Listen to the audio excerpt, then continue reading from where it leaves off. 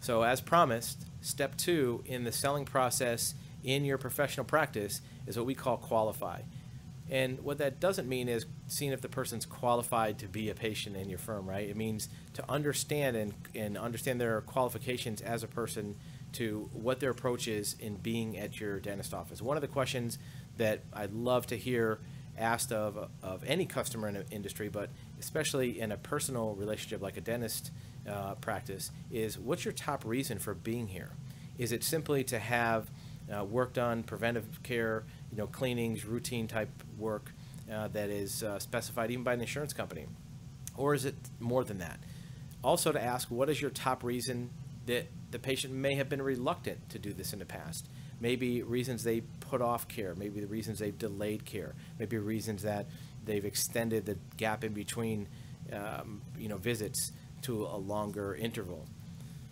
Asking how you as a professional can make their experience better will be a question they probably never have heard from a professional dentistry office.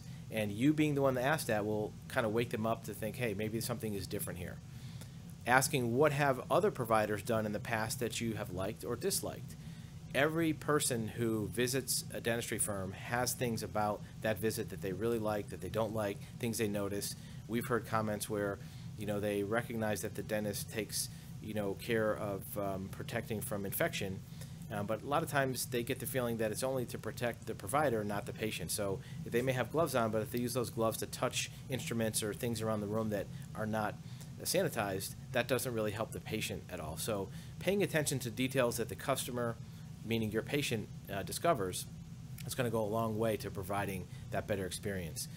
Take breaks during the procedure for conversation. Use times when there's going to be a natural break or a transition from one activity to another to have a short conversation, even if it lasts 30 seconds or a minute. It allows that patient to reset, allows some comfort for the patient to kind of not be at that high state of anxiety. It also allows you as a provider or your hygienist to determine the comfort of that patient, to kind of get some feedback from them. If they're breathing hard or if they see that they're tensed up, you can determine what things are creating stress for that patient and what things aren't. And you can go back to even asking, is this one of the things that that makes it easier for you, or one of the things that makes this visit less intense for you?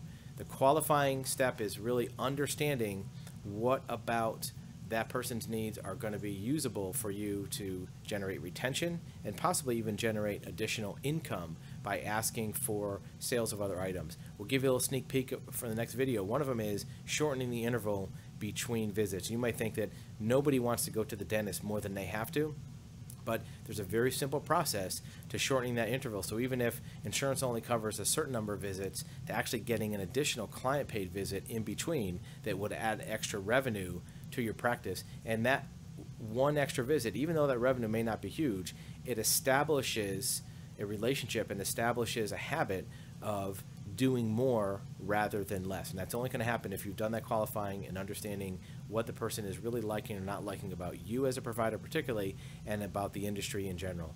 So we'll leave you with that, and we'll jump back into the next video.